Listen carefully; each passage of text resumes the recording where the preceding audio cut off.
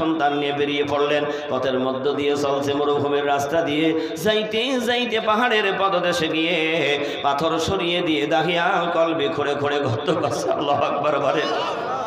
ছোট্ট সন্তান খেলা করে, দৌড়ায়, একবার পাহাড়ের দিকে চলে যায়, আবার দৌড়ায় আসে, বাবার ধুলাবালি ছেড়ে দেয়, গা দিয়ে ঘাম ঝরছে। ইতিহাস লাগছে ওই ছোট্ট সন্তান তার গায়ের জামা দিয়ে বাবার মুখের ঘাম পর্যন্ত মুছিয়ে দিচ্ছে। আর জিজ্ঞেস করছে, বাবা কেন তুমি গর্ত তৈরি করো? তুমি না আমার নানা বাড়ি বেড়াইতে নিয়ে যাবা, আর কেন এখন গর্ত করছো? কারণটা কি? বাবা বলে, একটু পরেই তো তুমি বুঝতে পারবা। কারণ ওই ছোট্ট সন্তানের মধ্যে তো কোনো জ্ঞান নেই, তার কোনো বুদ্ধি নেই, সে বোঝে না। গর্ত তৈরি হয়ে গেল, সন্তানটাকে ধরে শীত করে গর্তের মধ্যে শুয়ে দিয়ে সন্তানের বুকের উপরে যখন বড় পাথর চাপা দিলেন, সন্তান বুঝতে পারলো আমাকে মারবে ছাড়া আর কোনো কাজ নাই। আব্বা বলে চিৎকার দিয়ে বলে, আব্বা মেরো না, তুমি আমাকে ছেড়ে দাও। আমি যদি দুনিয়ায় তোমার কলঙ্কিনী হয়ে থাকি, তোমার অসম্মানের কিছু হয়ে থাকে, তুমি আমাকে ছেড়ে দাও। যতদিন বেঁচে থাকবো জীবনে কোনোদিন তোমাকে আব্বা বলে আর ডাকবো না, আব্বা বলে আর পরিচয় দেব না। দাহিয়াল কলবি শুনলো না, পাথর চাপা দিয়ে সন্তানটাকে দুনিয়া থেকে বিদায় করে দিলেন। মৃত্যু হয়ে গেল, সন্তান দুনিয়া থেকে বিদায় নিয়ে চলে গেল। কিন্তু দাহিয়াল কলবি যত সন্তান মেরেছে কেউ তো ডাকতে পারে নাই। ওই যে আব্বা শব্দটা কানের মধ্যে এমন ভাবে ঝংকার লেগে গেছে, তারপরে দাহিয়াল কলবি আর হেঁটে বাড়ি যাইতে পারে না, হুপসে পড়ছে। এক পা সামনে যায়, দু পা পিছনের দিকে যায়। হায় আমি কি করলাম? আল্লাহু আকবার বলেন। আমি কি করলাম? কন্যা সন্তানটা বারবার ডাক দিচ্ছে, আব্বা আব্বা মেরো না, ছেড়ে দাও। এইভাবে করতে করতে বাড়ি চলে গেলেন। বিবি দেখলেন আমার সন্তান তো তার কাছে নাই। বিবি বুঝতে পারলেন অনেক লম্বা ঘটনা। এবার বিবিও কান্দে, দাহিয়াল কলবিও বসে বসে কান্দে, কোনো খাওয়া নেই, দাওয়া নেই। আল্লাহু আকবার বলেন। হিদায়াত কি? সলিহীন মানুষের কাছে গেলে মানুষ কেমনে পরিবর্তন হয়, হেদায়েতওয়ালার কাছে গেলে মানুষ কেমনে হেদায়েতওয়ালা হয়। দুজন গবেষণা করে করে কোনো পথ পাই না। দাহিয়াল কলবি শুধু কাঁদে আর কাঁদে। কিন্তু সংবাদ পেয়েছে, আগে সংবাদ পেয়েছে দাহিয়াল কলবির স্ত্রী, যে এই মদিনায় একজন সত্যবাদী নামে আলামিন আবির্ভাব হয়েছে, তার তিনি পয়গম্বর নবী হয়েছে। সুবহানাল্লাহ বলবেন না? তার কাছে মানুষ গেলে সঠিক রাস্তা, সঠিক পথ পাওয়া যায়। বিবি ডাকতে বলেন, স্বামী তুমি যা করছো তাই করছো, আমি তোমার কোনো বাধা দেব না, তুমি যা করছো ভালোই করছো, কিন্তু এখন তোমার উপায় নেই, তুমি যাও, চলে যাও। আখিরি জামানার পয়গম্বর বিশ্ব নবী জনাবে মুহাম্মদ রাসূলুল্লাহ সাল্লাল্লাহু আলাইহি ওয়াসাল্লামের কাছে চলে যাও। আল্লাহু আকবার বলেন। দাহিয়াল কলবি চোখের পানি ছেড়ে দিয়ে কেঁদে কেঁদে বলেন, ইয়া রাসূলুল্লাহ হাবিবাল্লাহ, আমি হইলাম দাহিয়াল কলবি, আমার ঔরসে যত কন্যা সন্তান হয়েছিল সবগুলি আমি হত্যা করে ফেলেছি। এমনকি আমার সন্তান 2-2.5 বছর বয়সওয়ালা সন্তানটাকে আমি হত্যা করে ফেলেছি। কিন্তু এখন আমার কানের মধ্যে আমার ওই সন্তানের ডাক আসছে, আমি তো ভুল করেছি, অন্যায় করেছি। ইয়া রাসূলুল্লাহ হাবিবাল্লাহ, আমার কি কোনো উপায় আছে নাকি? আমার কি এই অপরাধের কোনো ক্ষমা আছে নাকি? আল্লাহর নবী বিশ্ব নবী কথাগুলি শোনে আর চোখের পানিগুলি দাড়ি মোবারক ভিজে ভিজে পড়ছে, যে একটা মানুষ কেমনে মানুষ হত্যা করে। আল্লাহু আকবার বলে। মানুষ কেমনে মানুষ মারে, আবার তার নিজের সন্তানকে কেমনে হত্যা করে। কারণ হাদিসের মধ্যে আসছে, যার মধ্যে ঈমান নেই ওই মানুষ আর অবলা প্রাণীর মধ্যে কোনো পার্থক্য নাই। আল্লাহ তাআলা কালাম পাকের মধ্যে বলেন, ওয়ালাকাদ যারানা লিজাহান্নামা কাসীরাম মিনাল জিন্নি ওয়াল ইনসি লাহুম কুলুবুন লা ইয়াফকাহুনা বিহা ওয়া লাহুম আ'য়ুনুন লা ইবসিরুনা বিহা ওয়া লাহুম আযানুন লা ইয়াসমাউনা বিহা উলাইকা কাল আনআমি বাল হুম আদাল উলাইকা হুমুল গাফিলুন। আল্লাহু আকবার। আল্লাহ রাব্বুল আলামিন বলেন, বান্দারে আমি যাদের চোখ দিয়েছি, কান দিয়েছি, বিবেক দিয়েছি, এই চোখ দিয়ে দেখলো না, কান দিয়ে তারা শুনলো না, বিবেক দিয়ে যারা উপলব্ধি করলো না, তারা হইল উলাইকা কালানাম, তারা হইল চতুষ্পাদ জানোয়ারের মতো। আমার মালিক আল্লাহ তারা বলেন, বালহুম আদাল, বরং তাদের চাইতেও তারা বধ। নাউযুবিল্লাহ বলেন। এই জন্য যার মধ্যে হিদায়াত নেই তারা কি আমার আল্লাহ বলেছে। আল্লাহ তাআলার পয়গম্বরের সামনে আখেরি জামানার পয়গম্বর বিশ্ব নবীর সামনে দাহিয়াল কলবি চোখের পানি ছেড়ে দিয়ে শুধু কান্দে আর কান্দে। আল্লাহ রাসূলের কাছে ওহী নাযিল হয়ে গেল, লা তাকনাতু মির রাহমাতিল্লাহ ইন্নাল্লাহা ইয়াগফিরুয যুনুবা জামিআ ইন্নাহু হুয়াল গফুরুর রাহিম। সুবহানাল্লাহ বলবেন না? আল্লাহ বলতেছেন, লা তাকনাতু বান্দা, তুমি নৈরাশ হয় না, তুমি ফিরে আসো, খালেস তওবা করে নাও। তুমি যদি অপরাধকারী খালেস তওবা করো, আমি আল্লাহ তাআলা তোমার তামাম জিন্দেগির গুনাহগুলি মাফ করে দেব। আল্লাহর হাবিব বলেন, দাহিয়াল কলবি তুমি আমার সাথে সাথে তওবা পড়ে নাও। সুবহানাল্লাহ বলেন। তুমি তওবা পড়ে নাও, তুমি ইস্তিগফার করে নাও, আর আমার জবানের সাথে তুমি কালেমা তেলাওয়াত করো, আশহাদু আল্লা ইলাহা ইল্লাল্লাহু ওয়াহদাহু লা শারীকা লাহু ওয়া আশহাদু আন্না মুহাম্মাদান আবদুহু ওয়া রাসূলুহু। দাহিয়াল কালমি কালেমা পড়লো, তারপরও হাওমাও করে কানছে, কান্না বন্ধ হয় না। নবীজি বলেন, দাহিয়াল কলবি রে, আমি নবী সাক্ষী দিলাম তোর জিন্দেগির গুনাহ মাফ হয়ে গেছে। আল্লাহু আকবার বলবেন না? তোর জিন্দেগির গুনাহ মাফ হয়ে গেছে। দাহিয়াল কলবি তারপরও কান্দে। নবীজি বলেন, দাহিয়াল কলবি রে, তুমি তারপরও কান্দো কেন? দাহিয়াল কলবি বলেন, ইয়া রাসূলুল্লাহ, হাবিবাল্লাহ, আপনি যখন বলেছেন আমার গুনাহ মাফ হয়ে গেছে, কিন্তু তারপরও আমার মন মানে না, কারণ এখনো আমার কানের মধ্যে আমার কন্যা সন্তানের আব্বা বলা ডাক শোনা যায়।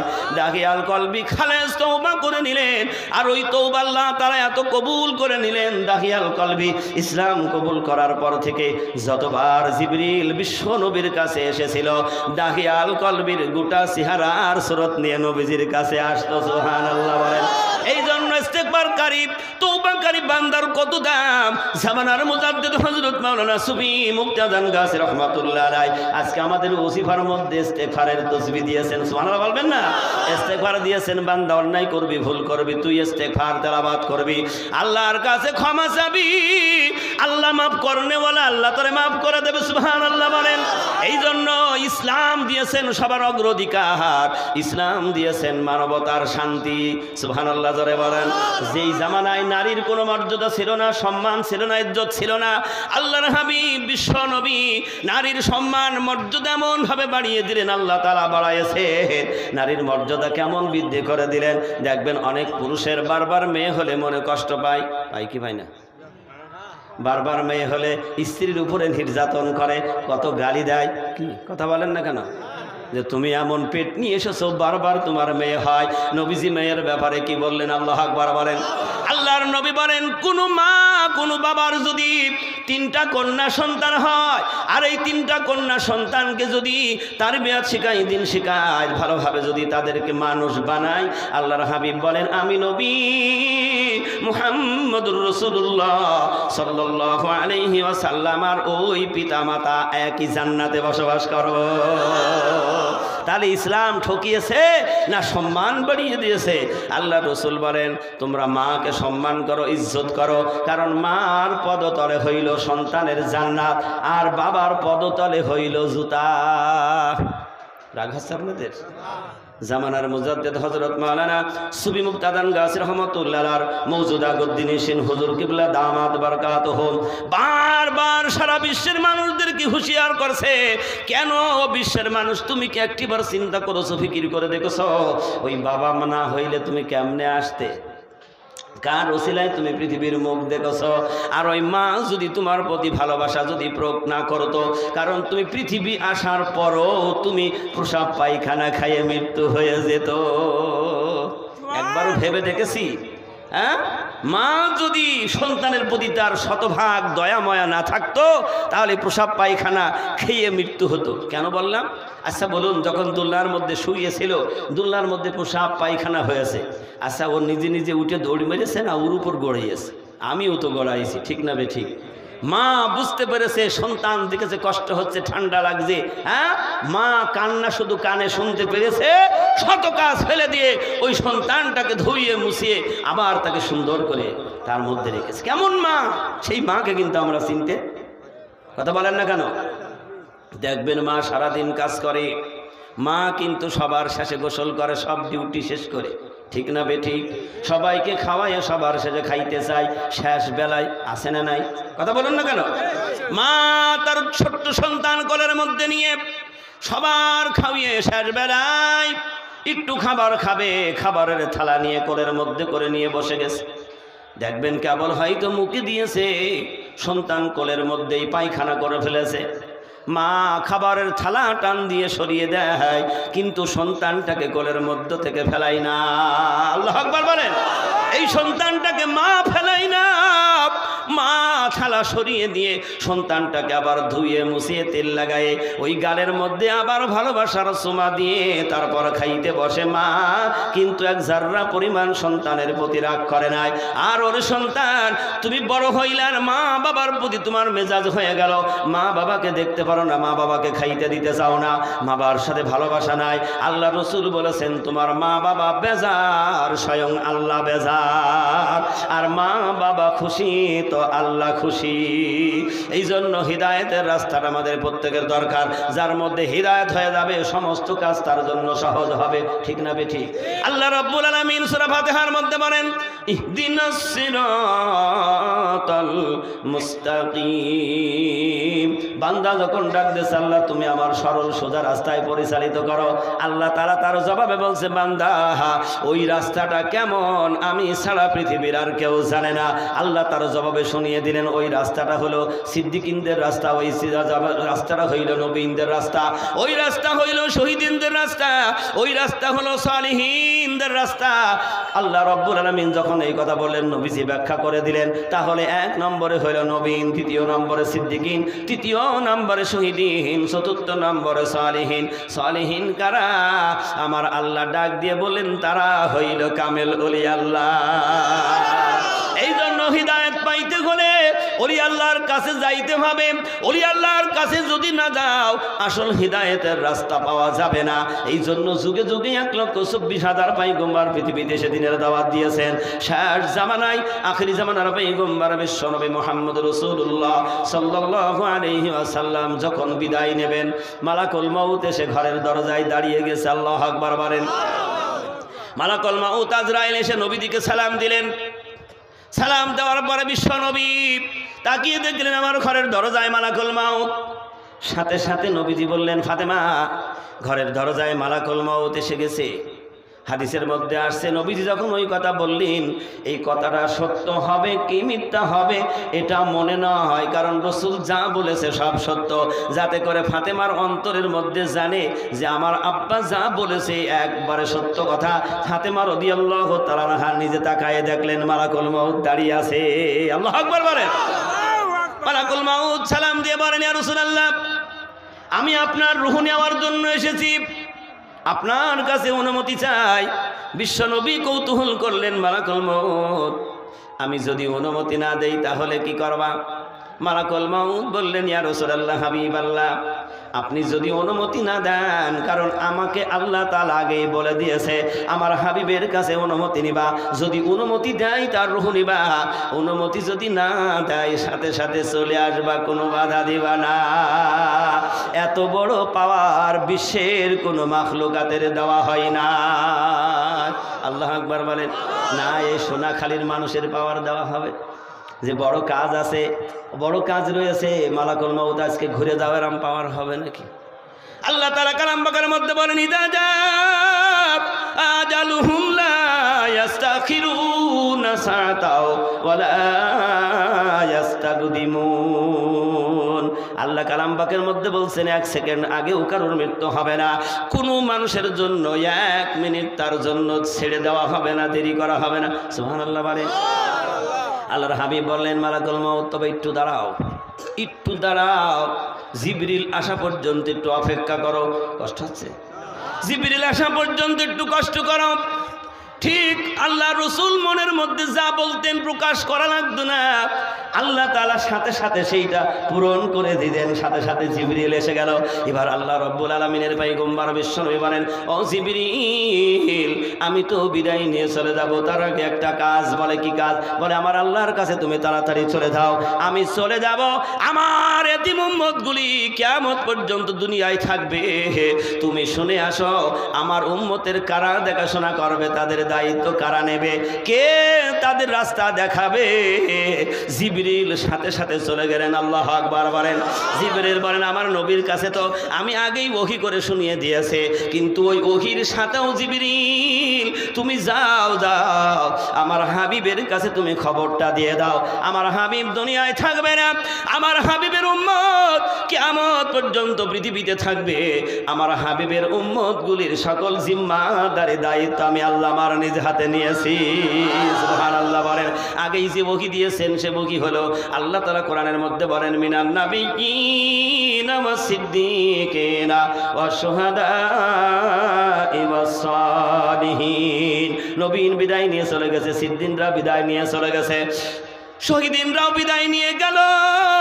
এখন বর্তমান জামানায় আছে সালিহিন, এরাই হইল আল্লাহর বন্ধু কামেল ওলি আল্লাহ।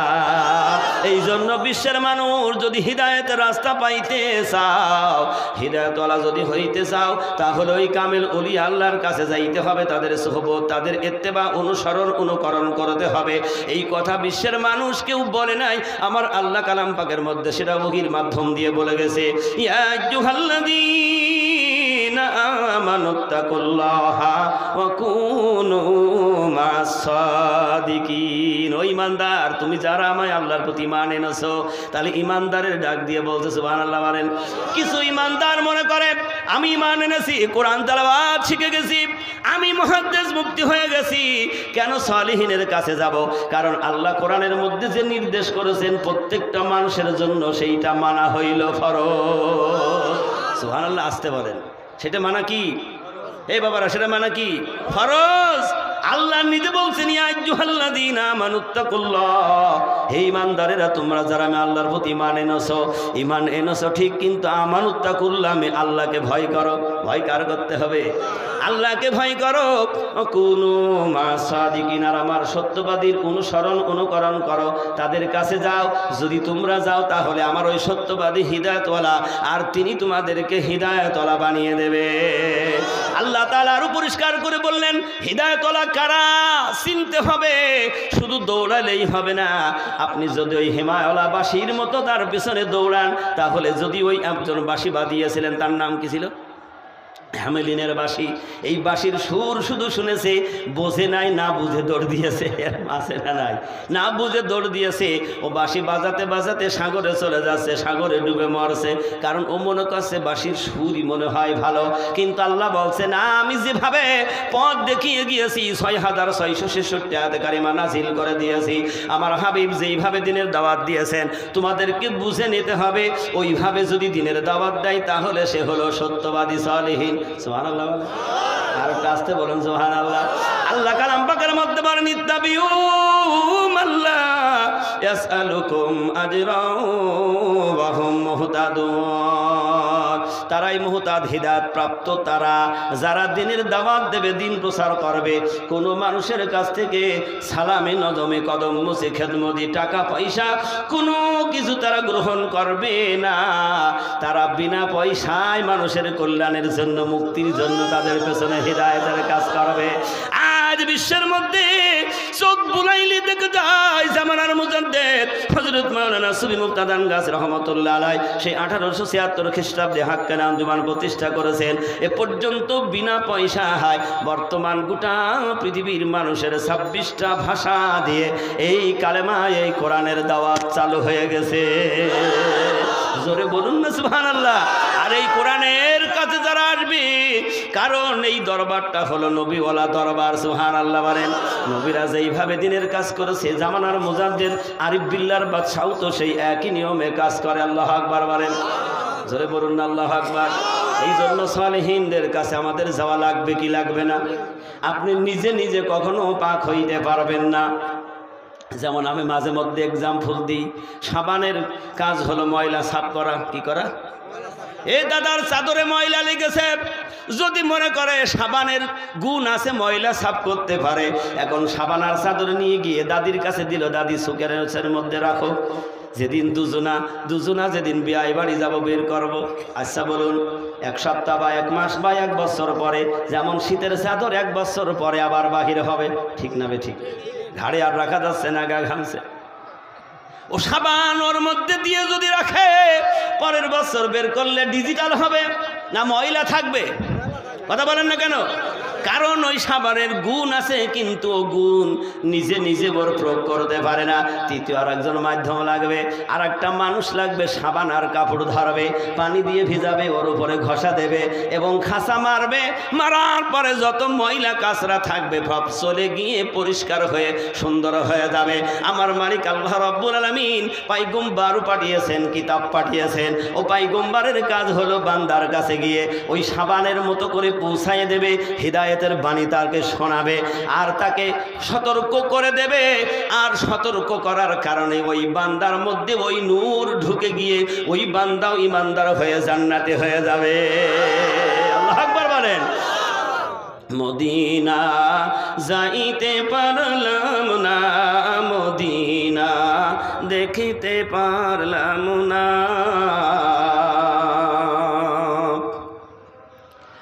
আমি অসহায় তাই এত দূরে রই, আমি অসহায় তাই এত দূরে রই, শুধু সালাম জানাই, মদিনা যাইতে পারলাম না, মদিনা দেখিতে পারলাম না। মদিনা নাম কত সুন্দর,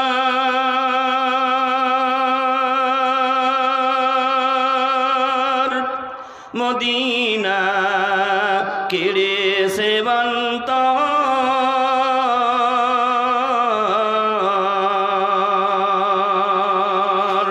ওই মদিনার পথের ধুলি আমি, ওই মদিনার পথের ধুলি আমি মাখতে পারলাম না, মদিনা যাইতে পারলাম না, মদিনা দেখিতে পারলাম না।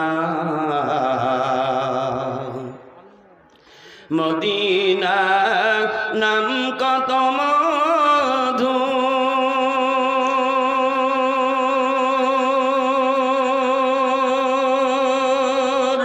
মদিনা আর যে কত দূর,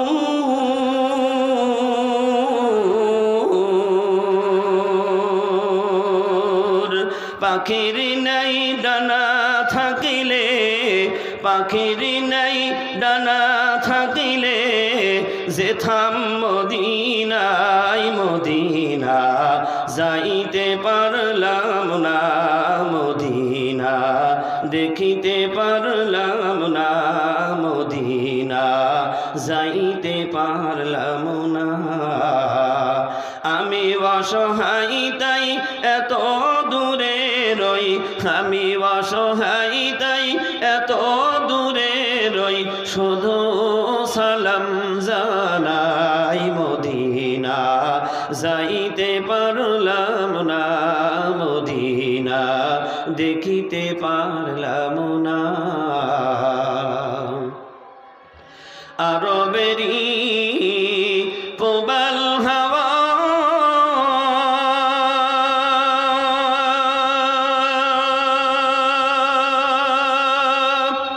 পশ্চিমে কইরাছে,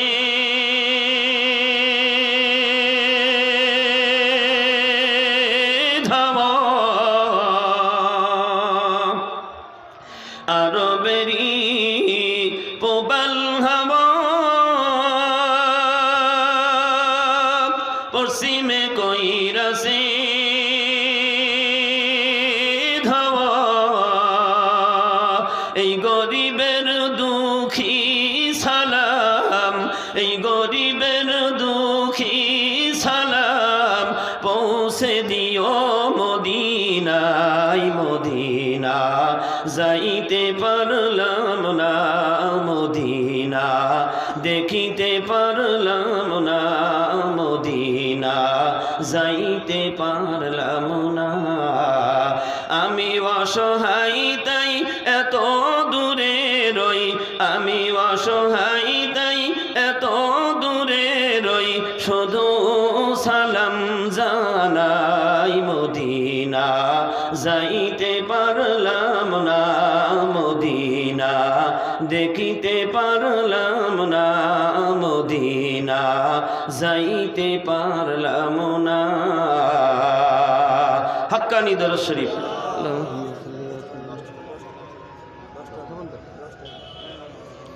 سيدنا مولانا نبينا محمد وعلى آله وأهل بيته وأولاده وذرياته وأزواجه وأصحابه وأوليائه وأمته أجمعين كما صليت وسلمت وباركت رحمت على سيدنا إبراهيم وعلى آل سيدنا إبراهيم إنك حميد مجيد সকলে চিৎকার দিয়ে বলি আলহামদুলিল্লাহ আর একটা আওয়াজ দিয়ে বলি আলহামদুলিল্লাহ এই জন্য শুকরিয়া বেশি বেশি আদায় করার দরকার কারণ এখন আমরা যারা বসে আছি এই মজলিসটা হলো জান্নাতি মজলিস সুবহানাল্লাহ বলবেন না তো জামানার মুজাদ্দিদ হযরত মাওলানা সুফি মুফতি আজান গাছী রহমাতুল্লাহ আলাইহি এই জান্নাতি মজলিস কায়েম করেছেন এমনি এমনি হয়েছে কথা বলেন না কেন কত সাধনা তিনি করেছেন কত রিয়াজত সাধনা করেছেন এবং